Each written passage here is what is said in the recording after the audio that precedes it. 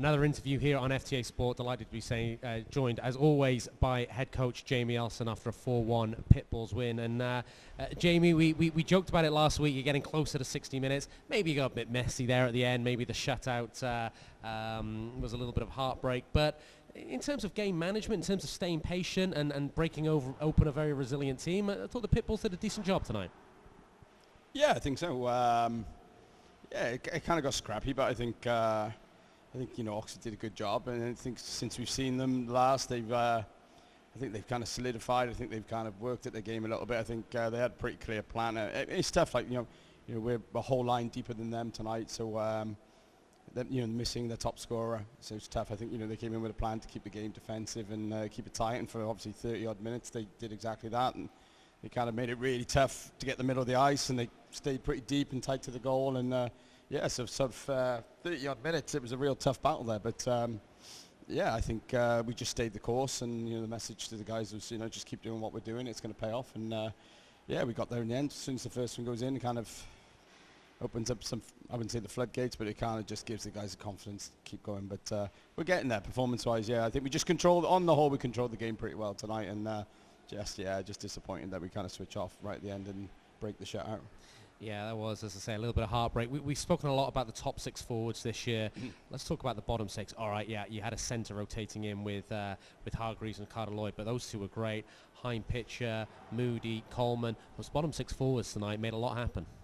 Yeah, they were really good. They were, we try not to look at it as bottom six and top six too much, but the one thing from day one this year, we talked about competition for places. We talked about depth. We talked about having, on any given night, any top line, can be the game winner. And, we've had that through the year. Yeah, earlier in the year, we had obviously, Endicott and, Kane Russell playing deeper down the lineup, giving us a lot. And we haven't seen them as much. But, Bailey Hein Pitcher has cranked things up in the last month. He's had a couple of big games. I thought Liam Coleman had his best game the other week against Chelmsford in the big comeback game. And, Carter's getting better and better, and actually when we were on the road a few weeks ago, and we were in London, and we were pretty short bench. We had that line. We had Carter and Mike and Aaron Moody actually in the middle, and they were our best line that night. They just played simple hockey, effective, and away from obviously the goal scoring that they contributed tonight, like just every shift that Mike and Carter played as a set of wingers,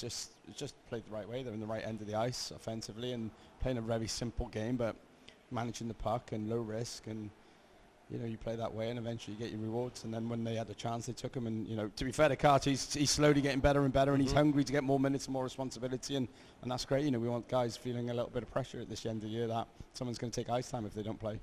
I've just asked Mike Hargreaves whether he feels his team can make an impact in the playoffs. His answer was a resounding yes. He said something I thought was very interesting. Maybe this team doesn't quite yet know how good it can be. He says there's scoring depth throughout. He said your systems, if everyone buys into those, the Pitbulls are a match for anybody. But is it a question of this team needing to prove to itself every night just how good they can be? Yeah, I think so. I think we know how good we can be. We've seen it. We've seen it in fits, but I think we're struggling mentally to find that mental toughness to come out hard, play the right way from the start, and to keep churning that away for 60 minutes. And and it's a process to get that. It doesn't happen overnight. It's it's all the practices and all the meetings, and like you said, looking at video. And it just takes time. We are a young group. We're a young group in terms of age. We're a young group in terms of we've got some older guys that haven't in the nicest possible way. This might be the highest level they've played at, and certainly probably the structure I'm throwing at them is probably the most structure they've probably had to. It's a link with them in terms of absorbing and delivering that. But we're getting there. I think guys understand it. I think we're at a point where guys understand what our identity, how we got to play. When we've played that way, you look at that last period against Chelmsford, I think the proof's in the pudding. You need those moments for the guys to kind of be like this works. If we all buy in and we do it this way, this works. This is what we're about. So I think we're at a point we know. It's just finding a way, just everybody to bring it consistently every period, every game, and we're getting there. We're clawing our way slowly. Tyler Perry for his on-ice performances at home, where he's taken a lot of the starts, and obviously what he's going through off the ice. We've talked about him a lot, and maybe we haven't seen a lot of John Dibble at home. Yeah, maybe he didn't have a whole lot to do, but he made good saves at crucial times. Heartbreaking he didn't get the shutout, but a good sign again that you've got a real tandem here.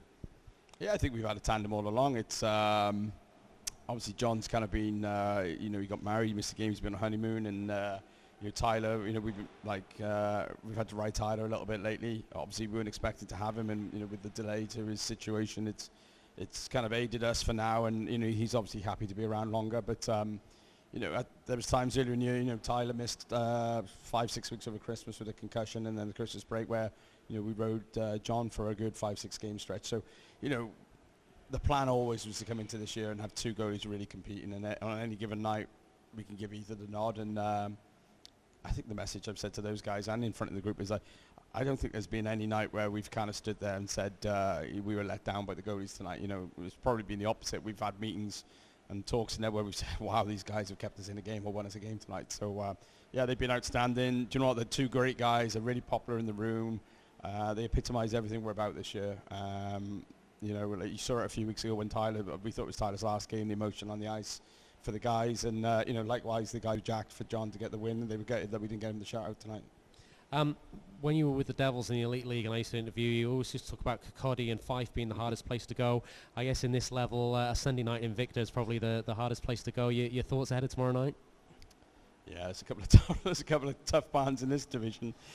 Solent's tough because just this, the situation with the smaller ice, it's a huge adjustment, and they're such a good team in terms of, they're so comfortable and they know how to play that rink. But yeah, Invicta's a pretty, it's a pretty hostile building. It always has been. It's not a great building for away teams and fans to go into, and they know that, they play on that, and they've been dominant at home for a long time. But they've struggled a little bit this year, and we've had the number a little bit. So we're 3-0 in terms of the record against them at the moment. So yeah, tomorrow night's a big one.